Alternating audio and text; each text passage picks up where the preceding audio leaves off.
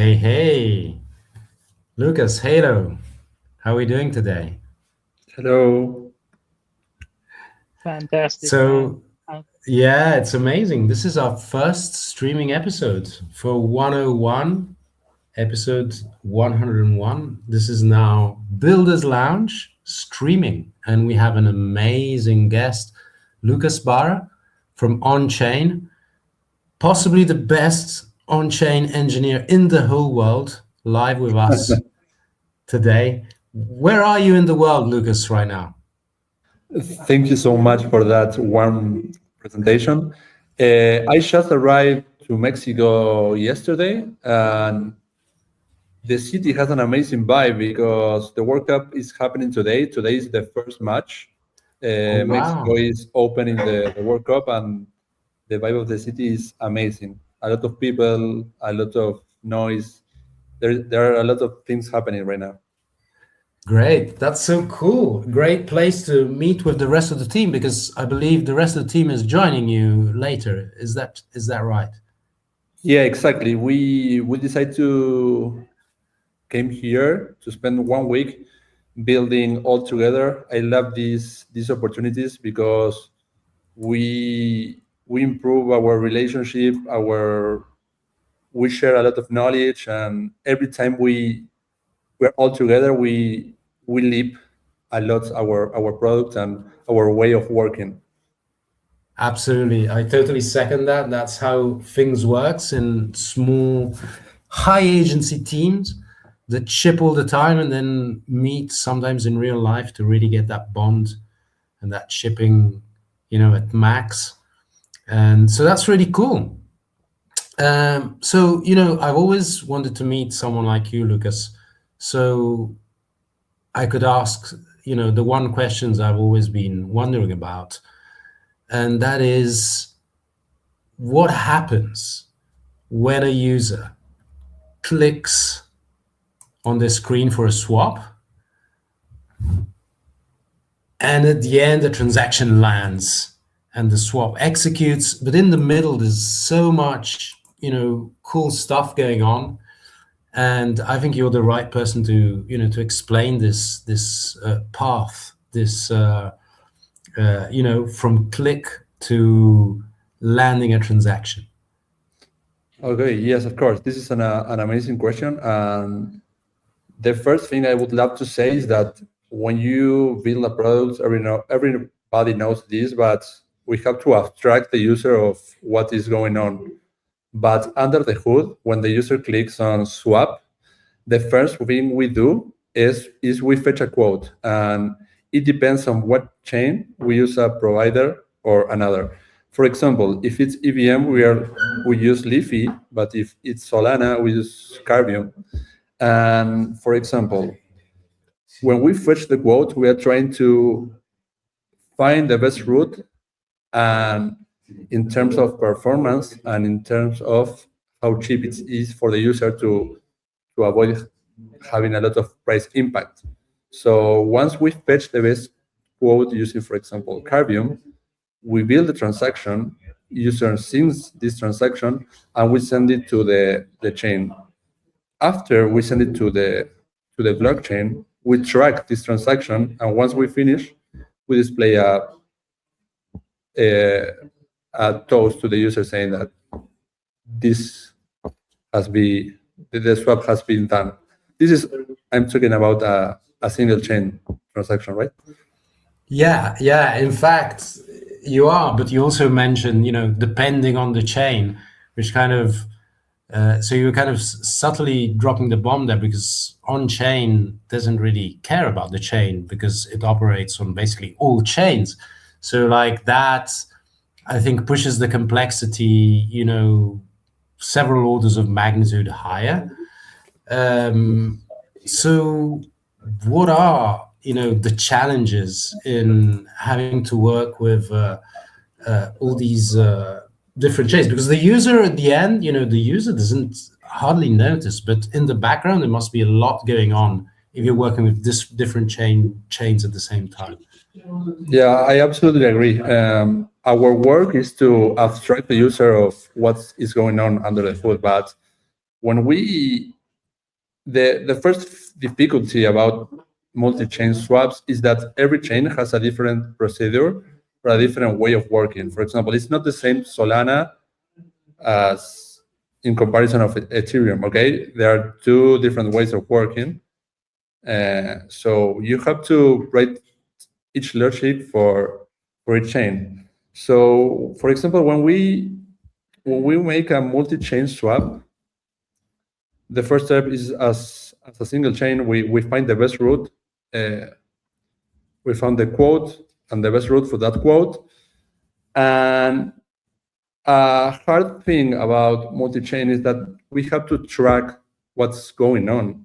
So when you make a swap multi-chain, you have a from chain and a destination chain. So I think that our most difficult part on this is seeing what's going on and where the transaction is going. So, but for the user, the transaction is pending. So we have to wait once it's finished in the destination chain to show as complete.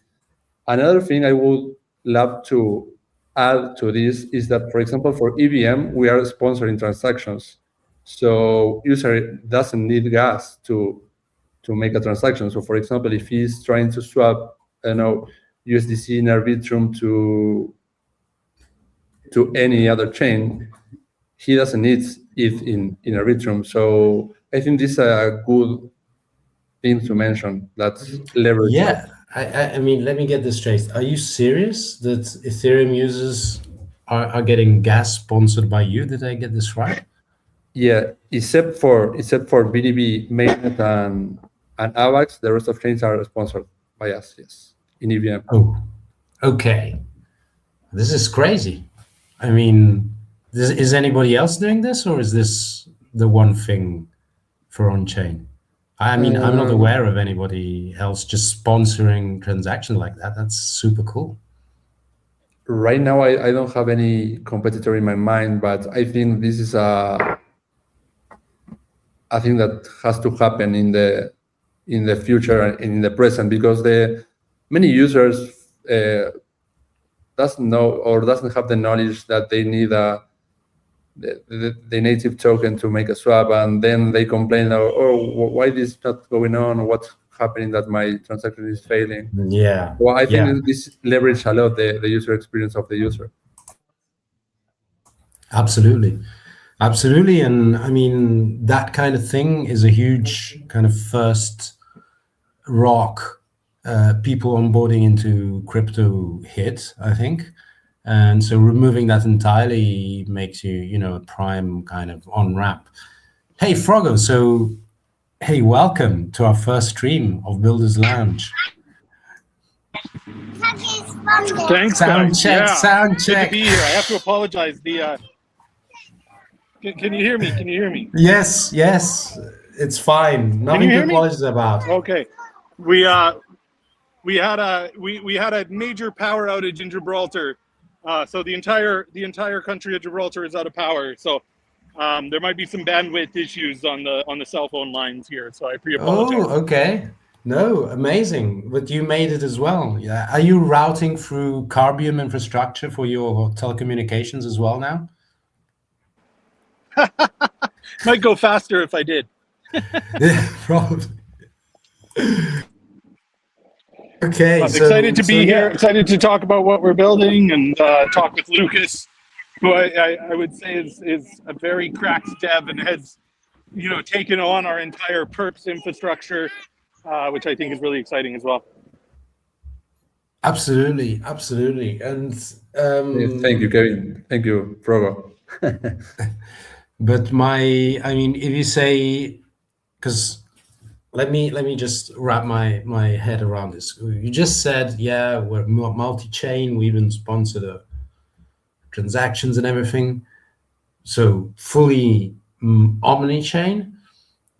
And then Frogo just mentioned perps infrastructure. So yes, are we talking about unified margin here? Not yet. Okay. Not yet. Soon. On the road. Okay. That is a problem to solve, yeah, but it will be amazing. It will. I'm really looking forward to that. Okay, then. So, yeah, I mean, I have so many questions I like to ask, but one thing that comes to mind is the fact that, Solana is for builders, is a chain, a fast chain, an efficient chain.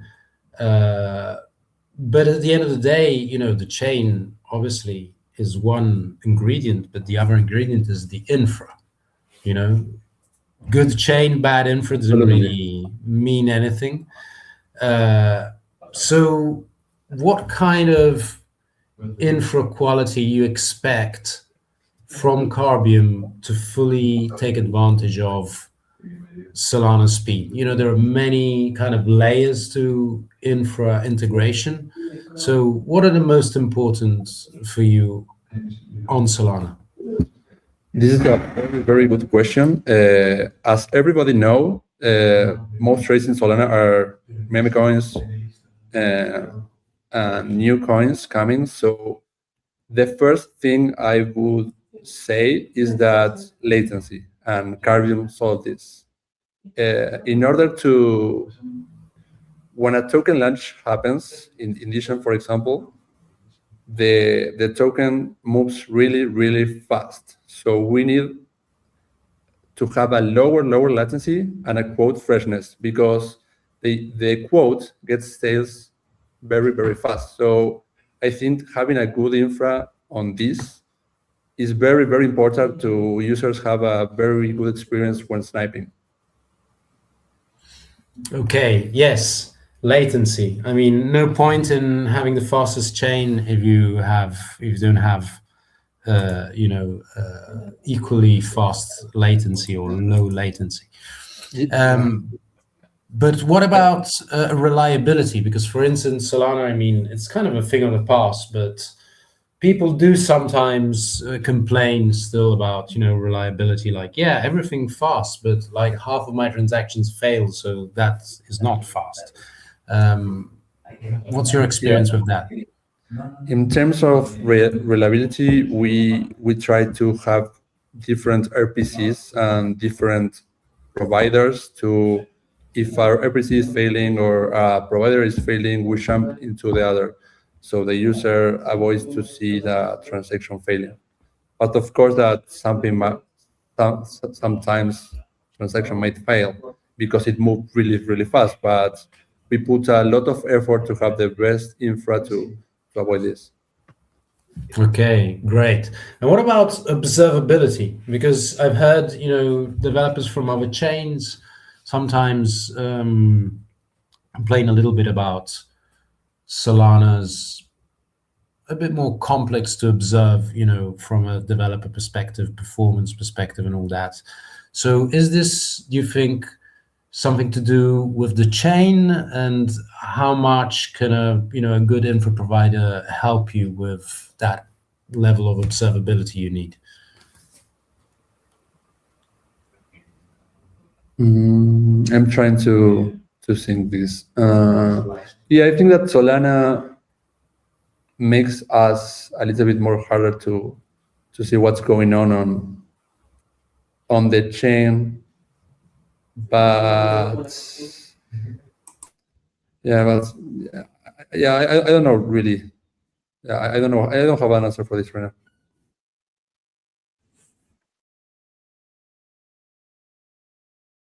So one other question that I've been kind of harboring for a long time, because it's not every day that you find the kind of person who can answer this particular question. And the question is,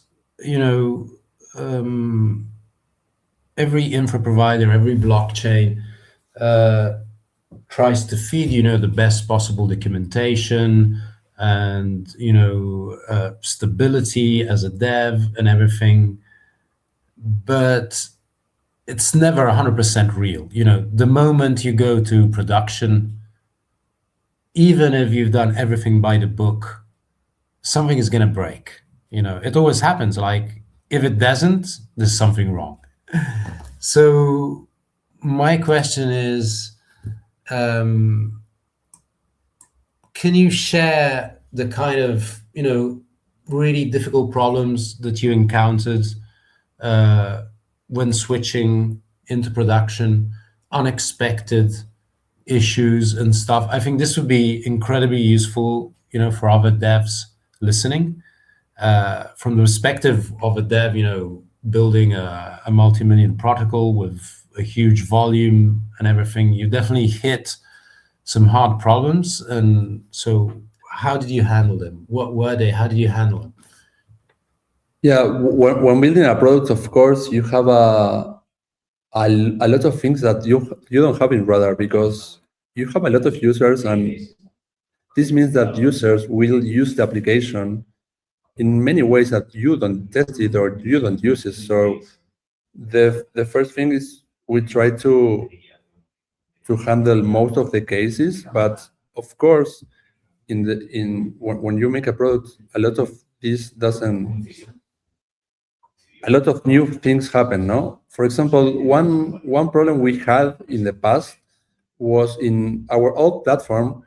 We were deploying a smart account for each external owning account. So, and we were having a problem that when the user tried to export their private key, they exported their private key, and they wanted to see their balance, and they wanted to transfer their tokens, and they couldn't, because the external owning account was the owner of the smart account.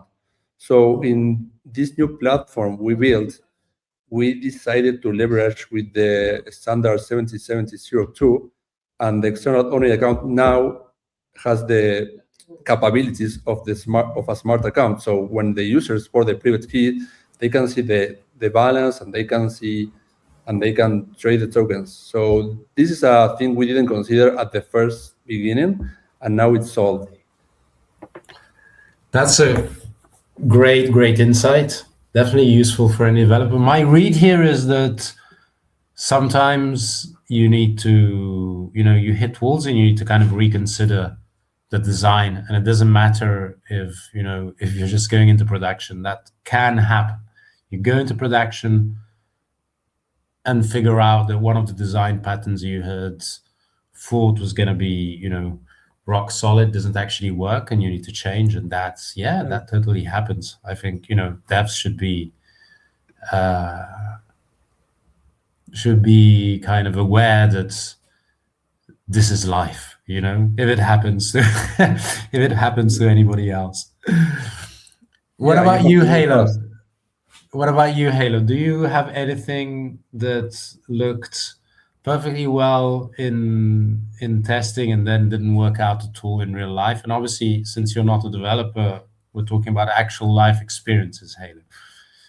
Anything you'd like to share? Well, I mean, I'm not a developer, but while we were doing the early stages of SpiderSwap, I think there were a couple stuff that took us a while. Now, previously SpiderSwap, now Carbium, took us a while to nail it down, which I think Matsuv just joined and he would agree as well. And one of them was basically getting up the proper speed for hopping, and also the codes as well. I think those took a lot of time to develop and make it reliable. But good things such as life. Now I'm gonna tie that back to the life, and good things takes a while. It takes a while, but once it's done, it's done. So I'll give the stage to Matsu now. Hey, Mods. Hello. Happy to have you here, Lucas. Hey, hello. So adding a little bit to what Halo said, it was funny because for us, the biggest challenge was the one we were not even expecting. It was the user-based experience, dealing with the multiple different devices, browsers, wallet adapters. I mean, it just becomes something that you don't expect. Even if everything works, then suddenly it just doesn't work for a specific browser like Edge or Opera, or somebody has a creative mode of Firefox, and front end was something that we never expected to be a challenge, and it ended being a very, very big challenge for us. Absolutely. Not to mention browser extension interference. Oh, forgot about those. I forgot about those times about tickets, man. Yeah. No, he's right. Notice, I mean, as a dev myself, I sometimes, I thought I actually would prefer, web to be kind of Stalinist, single browser and single device for everybody, and remove an entire class of problems that takes out like 70% of development time. But yeah, I mean, I guess that would come with some downsides as well. So we could try at some point. And also like troubleshooting like mobile wallets where they don't have a console, where they don't have a way to refresh their cache. Then suddenly the user sees a whole different build that no longer exists, and they have no way of refreshing. And then we went through, and it's a recommendation that I would make to any dev who watch this video, is make sure that every build you do changes an ID framework that makes the visual experience of whoever is caching it or exploring your website so it gets auto-updated, because you cannot rely on telling the user, oh, hard refresh, oh, press shift control F4. Nah, that doesn't work. Oh, send me your console error. That doesn't work. So expand your error logging. Make sure you see everything the user see. We did a huge effort on that so that if the user gets a minimal error, it might take a lot of resources and logging and effort, but it's worth it, because then you start creating all these regression tests that validate all these kind of stepping stones that the users can go through. Because we all know that adoption is the key, and you don't have a lot of chances. Like when somebody lands, if they feel that something didn't work, they'll just go do something else. Evaporate. Absolutely. Yep. So we decided to. Yep. Go ahead. Though, especially in a market where the bar is getting lower and lower for entities or even solo founders to make a product that can compete at a reasonable level, it really is the acquisition layer becomes even more important. Yeah, they expect your framework to be a 3, 4, 5 years purified framework. And that just takes time. Yeah. I think that's, it's a reasonable end user expectation. You opened your shop, I expect to come in and not slip on the floor. I accept the stuff to be what it says on the label, that kind of stuff. And, as developers, we have a full perspective of how near impossibly hard that actually is. But from the user perspective, they have no visibility on that. And if you think of it, most user experience on devices is pretty basic stuff that usually works. So their illusion is that stuff works. Yeah, really basic stuff always works. But as soon as you tread out of that, it's no, it doesn't. So, but yeah. What about you, Lucas? Have you had any specific front-end glitches and problems that you'd like to share with other developers? I agree what he said recently. I think that having a lot of logs and having a good infrastructure of logs improves in the present and in the future the infrastructure of the application, because if you don't know what's happening to the users, you won't be able to fix what's going on the front end. And so, for example, when a swap fails, okay, what's happened that swap fails? You need to parse those errors, to send those errors to somewhere. And I think that one of the challenge on the front end is to having a good error handling for the user and for the inside of the team to fix it. Absolutely. And I'd like to add a layer to this because when an issue happens, if you have proper logging in place and everything, you will know. You will get the data and you will eventually be able to fix the issue. But then there's another side of that coin. And the other side is you fix the issue. Can you fix the user? because the user experience, it's really simple. It boils down to attention. Nowadays, it's been like this for years. People have been talking about the attention economy because attention is a kind of basic human need. So your product doesn't only have to log everything, it has to show the user that it cares. So ideally, it's also self-aware of, for instance, a transaction not landing.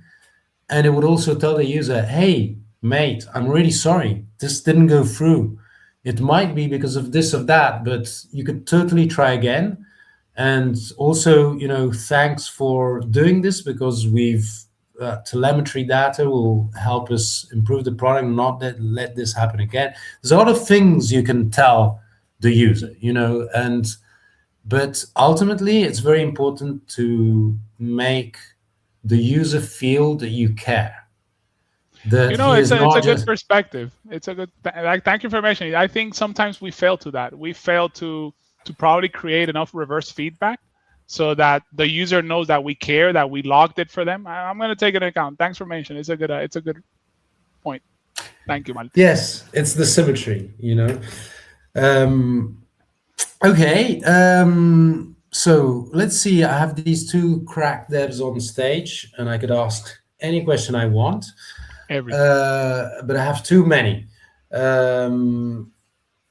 So I would say I'm going to pick up from the question I was asking just before you came in, Mods, about the fact that you have this incredibly fast chain, and then obviously if you want to use it properly, you're going to need a proper infrastructure, and that proper infrastructure isn't a single black box. It has several layers. It's made of routing, bridging, indexing, confirmations, latency, reliability, observability, all sorts of things that make up this amazing system. So here's a fun question.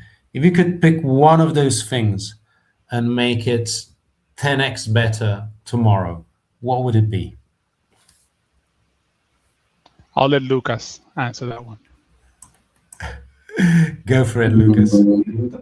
No, I think you have been building deeper than me, and you have a better answer than me.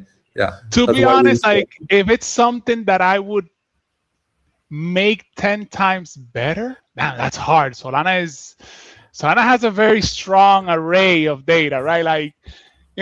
It's already hard enough to go through, digest the amount of noise and amount of through, but I would say maybe the RPC engine has to be kind of cleaned up. They're working on it, right? I'm very up to date with what the the ANSA team and are working on it for the agave, but I think it's a little bit out of the developer's hand right now. I think for Solana to give us that space, they need to tune down certain amount of spam that the network has so that the infrastructure required to run Solana becomes more affordable. Like right now, like we have Bitso, right, which has huge demand and they're growing insanely fast. I'm already concerned because I'm going to have to buy as an infrastructure provider.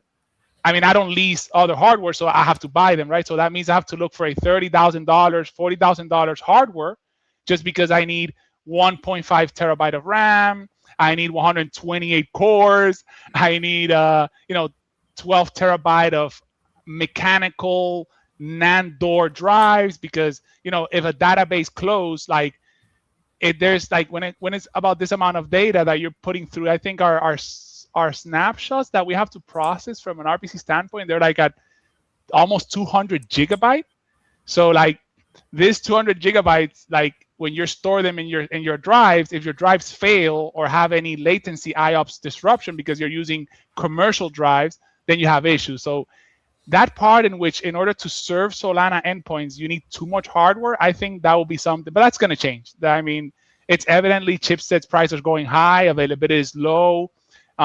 Things are getting a little bit more expensive because of the AI pressure, right? Power has more demand towards AI than blockchain infrastructure.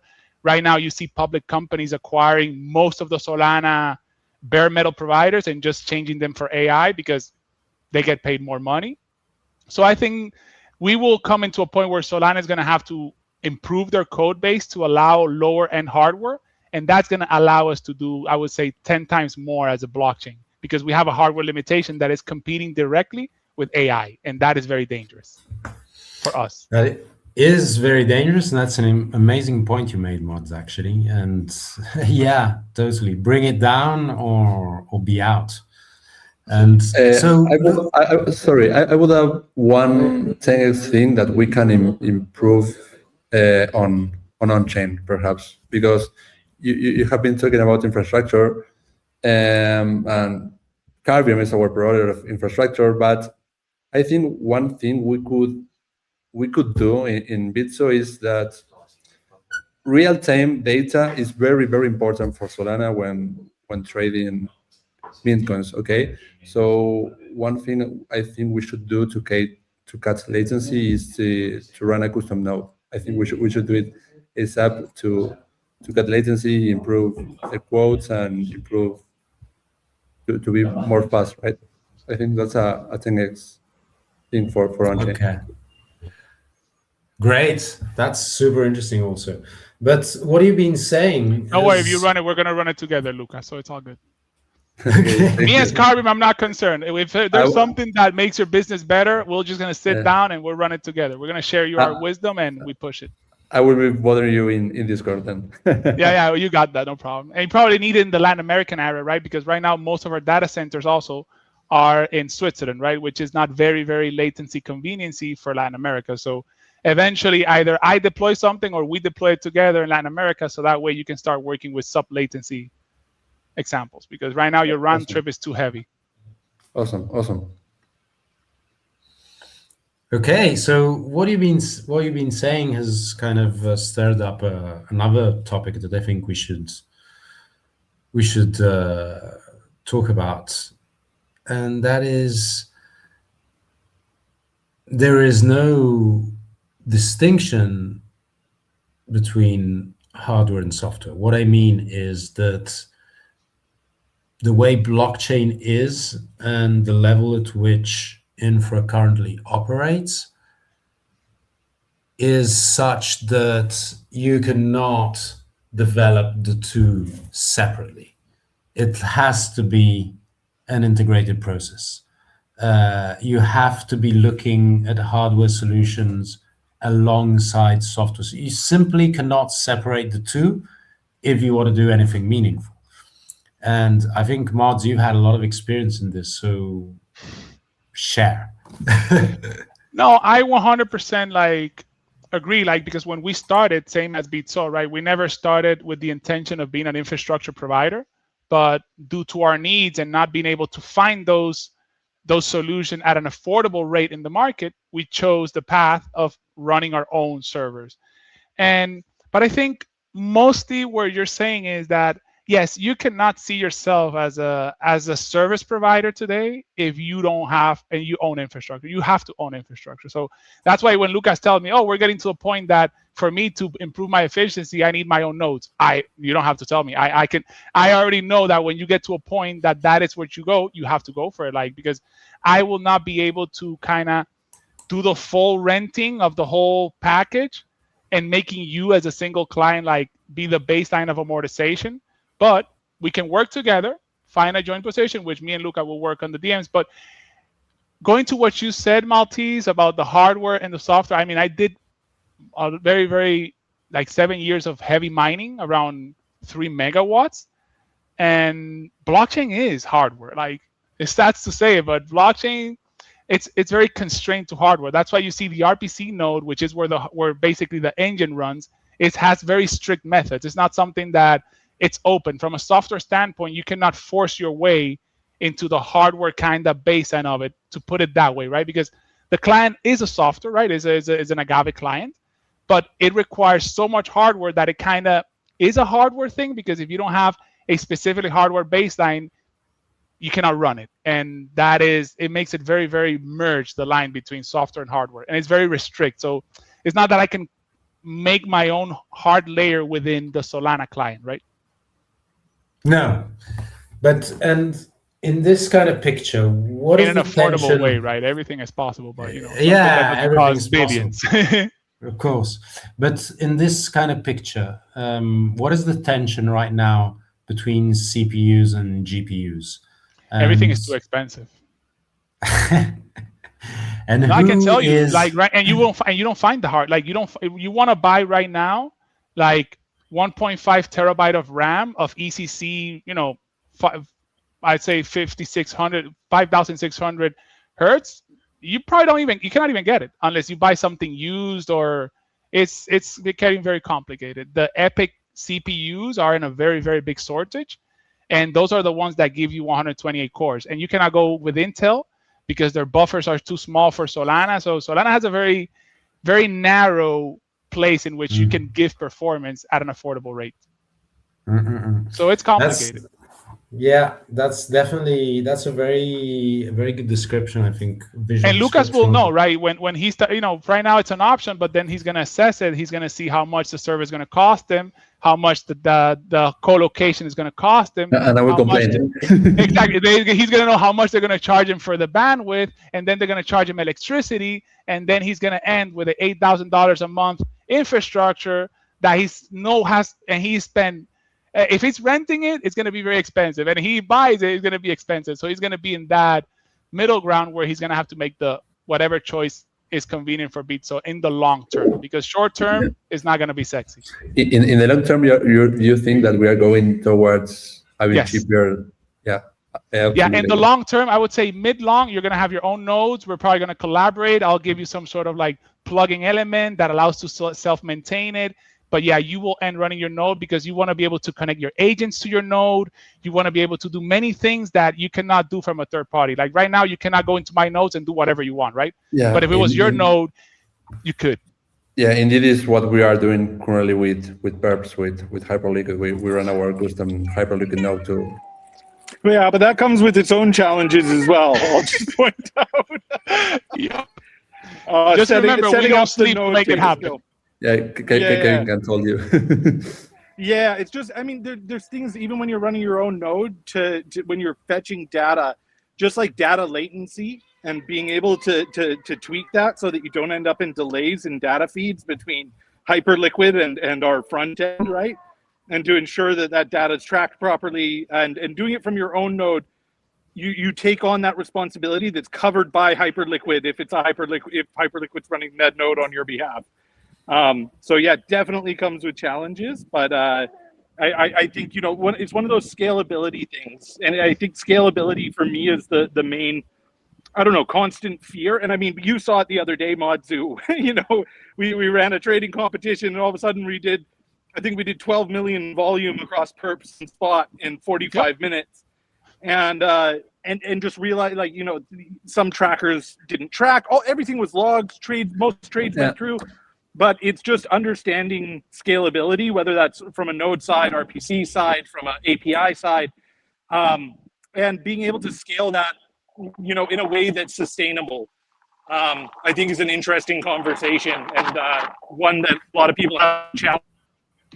And it's very easy, let's say you run a campaign, you grow the user base by 50% over a month. Well, you've got 50% more output that you have to put through. And let's say even with Birdseye, who we love, that bill can quadruple very easily.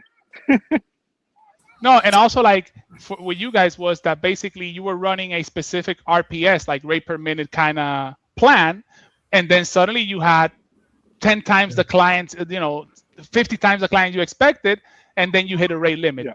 At that moment, you would say, let's try to have our own hardware or something like that. But then if you have your own hardware and it fails because you didn't put certain safeguards, then it's worse, right? Yeah. Because then you go from being down for 5 minutes, then being down for 8 hours, right? So it can be complicated. Reliability is the most important thing. Redundancy. And we make sure that, for example, we as Carbium, we have a full server node, and then we have one literally by the side on the same network. So whenever this one peaks in any aspects, like either RSS feed inside the Agave client, which sometimes can nuke your RAM and your cache and everything because it's getting too much calls and it's buffering it. Because in Solana you can pipeline 9 GB per second from a Yellowstone, right? Like you can push it. This thing, it spits data if you want. So like we always run in parallel. So that's usually double the expense. Like you have to literally have twice the server just in case something happens. And then you also have a security element. And now with AI, we had things like just to give an error, because a lot of coders who watch this want to know this. We had the worst and most mysterious thing happen to us because we have a new data center that we're setting up. Everything was running well, and some hacker or some AI agent was able to deploy a Bitcoin miner inside the Redis database, because we were using the database to interconnect with the services and nobody was using it, but somehow there was a misconfiguration in which we allowed like a global access locally. And some agent found a way to use one port to go through another port, and he ended accessing the database, and he started running a Bitcoin mining client inside our database. Insane. And we were like, so using database code, right? Not using typical compilation in Rust or C. No, using the database as a software. That was wild. That was like as an engine. It's actually impressive. It is. But before we go full neck build here, I got it. There's one thing. There's one thing that you mentioned earlier that I think is very important. And you mentioned you were running a trading competition, Professor. So we've had, all the episodes, we had these crack devs giving, amazing advice on how to scale and what happens when you actually move to production. But then there's the other side of the story is, how do you get people to use this? Assuming it all works amazingly because you've got a cracked infra provider like Carbium, but then you're going to have to think about, game theory and incentives, design of quests and rewards and all that stuff. And I would say this is something that crypto hasn't really nailed, has it yet? I mean, we keep seeing it, and maybe a few entities have actually got it right, but it's a tough one to crack. So what is your insight, Professor Frogger? How do you do this in Onchain? How can we bring the advice to the same level, the marketing advice to the same level we just had from the crack devs on the dev advice? Yeah, I mean, I think a lot of it, it is incentive driven, and I think that's a lot of the ecosystem. And I think it really comes down to doing good economics to make sure that your fee take rate doesn't underperform your giveaway rate when it comes to incentivizing people to use the platform. And I mean, we have an upcoming TGE as well, which definitely helps. But a big part of it is when you do this incentivization, that you're using it in a way that creates habit. So a lot of people do it and it's just farm. What we do, we built a questing system, which is quite different than what other people are currently doing. And it's over gamified, but it creates daily habits. So for instance, we have daily quests. Go in, buy at least one meme coin pre-graduated. Have a streak of at least 3 positive PNLs. So trying to encourage positive trading behavior and reward people when they win, which reinforces, on the platform that, if I'm on the platform using it to actually trade, if I'm closing positive PNLs, if I'm having win streaks, if I create volume over a period of time rather than all at once. So if I complete, at least 10K volume a day for 5 days, it's creating things that create a daily habit and let them explore the platform and how it can be utilized for their capital in the long term. And of course, there's going to be mercenaries no matter what. And it grows the user base fast, definitely with incentive, especially with seasons and airdrops. And the goal throughout it is to create enough habit with enough users that when the incentives aren't to the same level as they were before, that they remain. But I'm also a strong believer that platforms should share with their community. I've seen too much extraction in the ecosystem, people dangling airdrops and then not giving them, people overcharging fees. Like, that's one thing I'll say, even from a marketing perspective, I made the decision to lower our fees dramatically. Like, if you look at Axiom or Trojan, great platforms, and we have a ways to go before we're neck to neck in all the capabilities, but we're close. And to put it in perspective, they charge 1% fee on every transaction, and then they hide it as well, where we're very transparent. Our starting fee is 0.15, and as you climb ranks, it goes all the way down to 0.09 for spot. And on perps, we only charge a builder fee of 0.01 on the Hyperliquid fees. So it's to me, it's about not being extractive from the ecosystem, but still rewarding people continuously. So I'm not here to dangle an airdrop in front of people. I'm here to put a portion of the revenue that we make back to the community to reward them for actively using the platform. And in my perspective, that's not something that's a one and done. So I'm not looking to have a TGE and then stop rewarding people and then see who's left. My theory on it is that incentives should be a built-in thing that's a portion of your revenue that continue forever. And the ones who do it best, I would say is a good example. There's one like DeFi app. Bybit does it really well. Binance does it really well, where they're holding constant trading competitions. You're earning rewards. Hyperliquid's a great example where they incentivize token holding, but there's seasons all the time. So you always have an incentive to use them as the main platform for yourself to continue to earn rewards throughout future seasons. So I view incentives as not just a one and done, as a continuing ethos for growing. And then I think, giving to the people that bring to the platform. So we have a thing where we're quite strict with what's considered an active referral. But if you bring in active referrals that are actively trading 7 days in a row and they've traded over a couple $100, then you can earn your way all the way up to 75% rev share on the platform. So I strongly believe that, those mechanisms are important. And like I said before, I think it's really important that the questing system and the activities that they do are things that genuinely create habit over time for the platform and educate them on aspects of the platform. Absolutely. And you touched on a lot of interesting points there.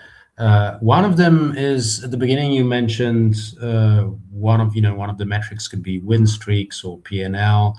And I think that's very interesting, and it's something I've been observing also, in the other actors in the ecosystem, of this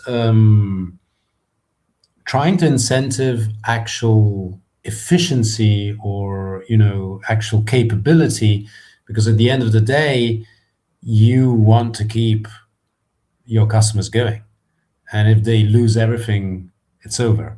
And if they are good traders, they will be good customers. So I can see, that kind of alignment playing out.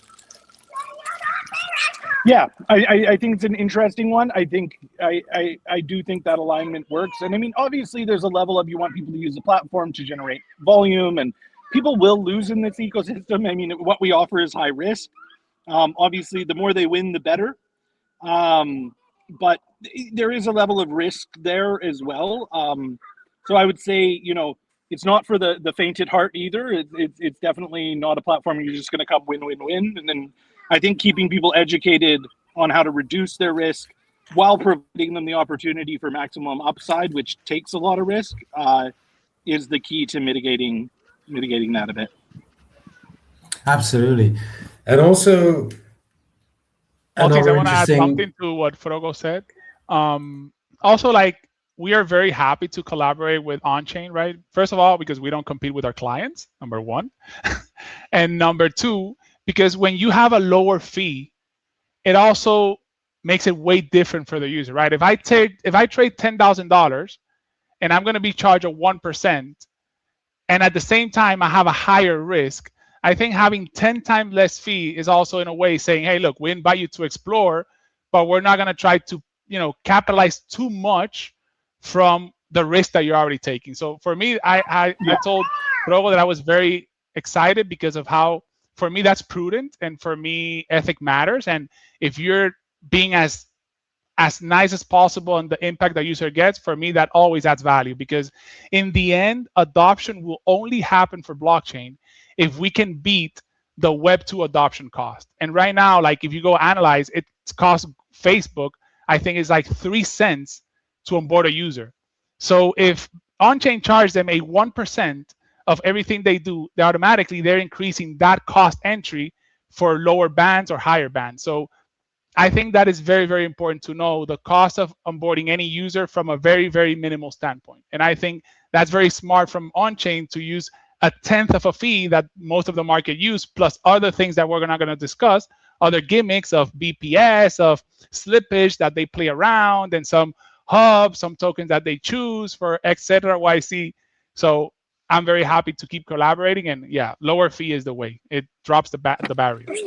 Yeah, and I think this space has just been too extractive for too long. Honestly, when I looked at platforms, and I mean we love meme coins, we love pump.fun, but when I'm looking and seeing that when a platform has a 90% loss rate for their users and generates over 20 million a month in revenue and gives almost zero back to their community, it's hard to not shake your head at that. And I really want to be a platform that offers a different experience long term, while offering good quality integrations and aggregations that really benefit the user. And our roadmap is big. We want to be a place where people can come trade anything at a better price, from whether you're a whale, and the price impact's huge on a 90% reduction in fees if you're trading $1 million, right? And yeah, I think we just want to be the place that's fair and can offer you all the tools you'll need to trade. So we'll have prediction markets soon. We're adding better spot with limit orders and stop losses in the near future here. So there's a lot of exciting stuff to come, and I think our ethos is to keep it at a fair level and not be extractive of the ecosystem. But obviously, we need to have some fee. We need to pay the bills. We need to incentivize, but not to be extractive in the process. Absolutely. And also, I think, we have to kind of distance ourselves from two things, because there's we're kind of very aware of this extraction you're mentioning that keeps happening in crypto, and there's something that kind of, holding crypto back, to be honest. We all know that.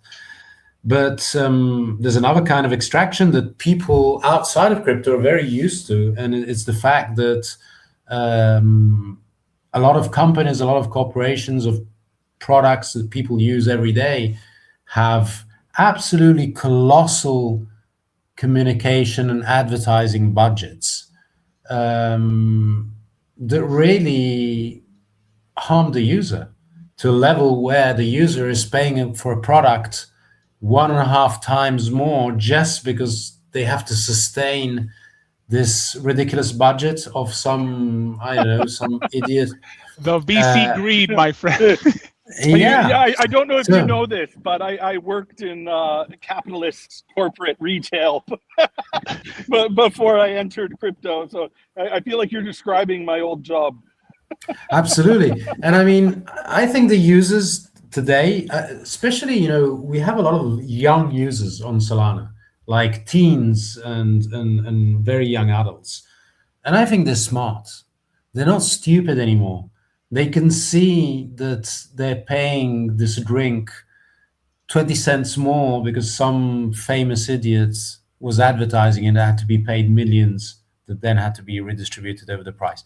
So if a company can make a statement that, like you just made, actually, that a lot of that flow doesn't just go into some sort of black hole of consultancy, advertising companies, marketing companies, and whatever, it actually goes back to the bloody users. How's that for a change? Right. And I think, honestly, I'll speak on this just briefly, but it comes with the change in technology as well. Like, Onchain has a total growth and marketing team of 2 people. So and it was 1 person for the first half of it as well. So I do think, a part of that ethos in me that I think bloat is unneeded and can be cut away. But I also think technologies like AI have helped us to be able to multiply efforts without needing to bleed towards marketing agencies and additional corporate bloat that usually has hit the industry and allows us to really scale more efficiently. Exactly. From a growth And I think absolutely. And I think, Hyperliquid has been a very good kind of trailblazer of this. If you look at, their kind of ratio between the money they make and how many they are. But yeah, this is technology finally, promoting a level of efficiency where you can actually run a huge company within a reasonable number of people that are actually up to date to what's happening, that know each other, that know their customers, and that think better of sharing the success with the customers instead of with some sort of obscure professional network like happens in corporate life. Yeah, maybe I'm not trying to host here, but might throw this back to Lucas because I'm curious to hear from a dev side, and I know Modzu is also doing this as well, but how it's like working, building a big product with a small team, like we have on Onchain. I'm always blown away myself how much we've been able to accomplish, which what is essentially a 4-person dev team. Building multiple platforms in 2 years, like going from our cross-chain PWA to a full-blown trading platform. Curious to know your thoughts on that as well. Yeah, first of all, I would love to say that the gamification system we have built on Onchain is so good that me as a dev, I'm always trying to make the daily quest. I don't know what engaged me, but I love the system we built. It's so good. Glad to hear that. I think it's related to people love to compete. I mean, love to compete and to be the one in the leaderboard. And I love what we have built, and it's like playing a game that is so cool that people disengage. And going back to your question, I think that the keys to have a big impact in small teams, the first one is having a lot of agency. I think I said this at the beginning of the podcast. Having a lot of ownership. I mean, we don't need a boss or someone to tell us what we need to do. We already know what we need to do, and in order to know this, I think the first thing is having a very clear direction towards where we are going. So number one priority should be where we are going, so the team knows where to push, and also leveraging with AI, being also improving the way we code with AI, how we use AI, and sharing knowledge each other. I think, like, for example, Frogo, when you share your knowledge about how you use agents, or when I tell you, okay, you can use this framework, I think sharing knowledge also leverages a lot in our team. I don't know if I answered your question, Frogo, or I go. Yeah. No, I went into other things. Sorry. No, it's 100%. perfect. I agree. Agency is important. Yeah. Adding to what? Yeah, go ahead, Lucas. No, I was saying that we were chatting about this at the beginning, and the fact that it's a high agency team that's from time to time regroups in a single location, so that there's that kind of in real life vibe and meeting, and which kind of is a bit of a multiplier, I think, especially in a small team. But ultimately, yes, a small team that ships the fuck out of everything. Indeed, if you see, I think Hyperliquid is a team of 15 people only. It has a lot of revenue. So Yeah. That was the point we're making. And USDT has like 6, and that's a lot of revenue. Yeah. Also, Telegram. Yes. But answering to the USDT has 6, but 2 don't even work. Exactly. And Telegram also, I think Telegram also has a very, very small team also.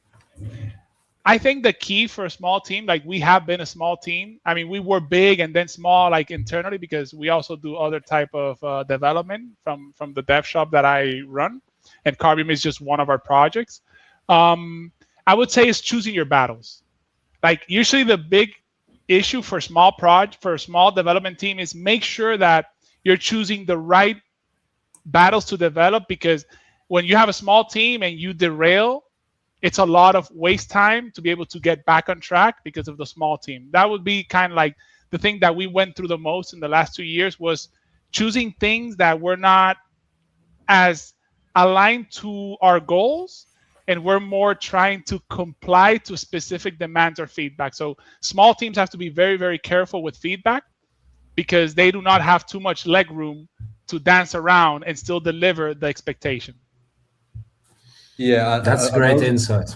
And also, I think like challenging the process, right? I mean, no staying with the normal things that people do. I mean, so if we have a less team, if we are a small team, we have to do different things to compete with bigger teams. So we have to move in other direction to move fast and get some advantage, right?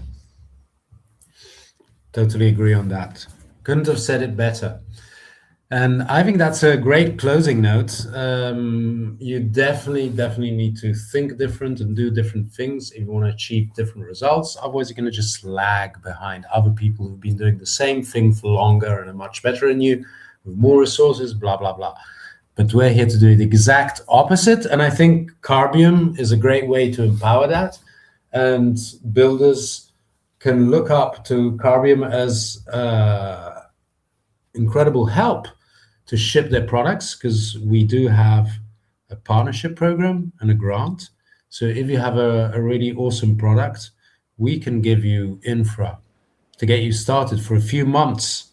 So you have time to acquire first customers, do your, test out the product, find your PMF, and not be drowned in infra costs when you're just starting up.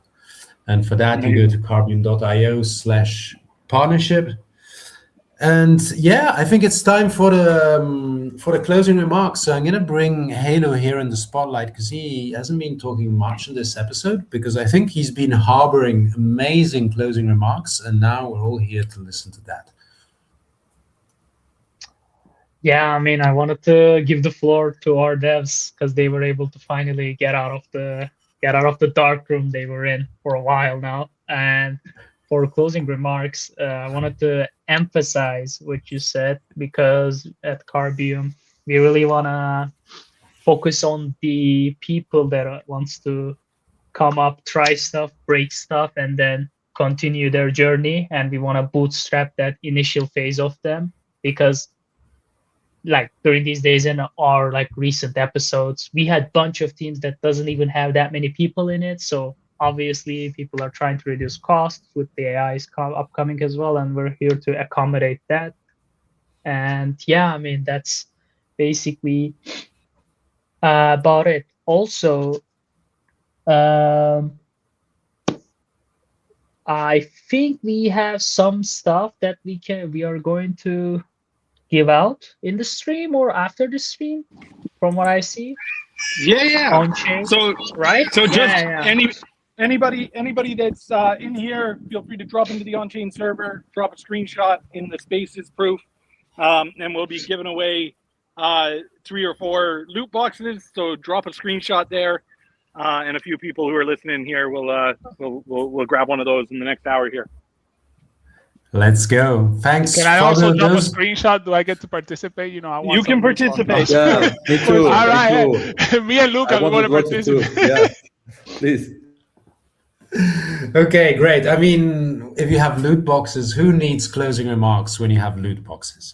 So just, take the screenshot, go to the server before. Who needs Bitcoin when we have loot boxes?